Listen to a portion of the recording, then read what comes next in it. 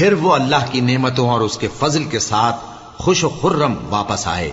उनको किसी तरह का जरर न पहुंचा और वो अल्लाह की खुशनूदी के ताबे रहे, और अल्लाह बड़े फजल का मालिक है।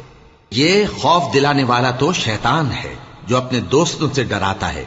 तो अगर तुम मोमिन हो तो उनसे मत डरना और मुझी से डरते रहना। और जो लोग कुफ्र में जल्दी करते हैं उनकी वजह से गमगीन न होना। ये अल्लाह का कुछ नुकसान नहीं कर सकते।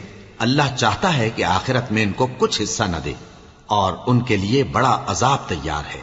जिन लोगों ने ईमान के बदले कुफ्र खरीदा वो अल्लाह का कुछ नहीं बिगाड़ सकते और उनको दुख देने वाला अजाब होगा। और काफिर लोग ये ना ख्याल करें कि हम जो उनको मोहलत दिए जाते हैं तो ये उनके हक में अच्छा है। नहीं, बल्कि हम उनको इसलिए मोहलत देते हैं कि और गुनाह कर लें। आखिरकार उनको जलील करने वाला अजाब होगा। लोगों, जब तक अल्लाह नापाक को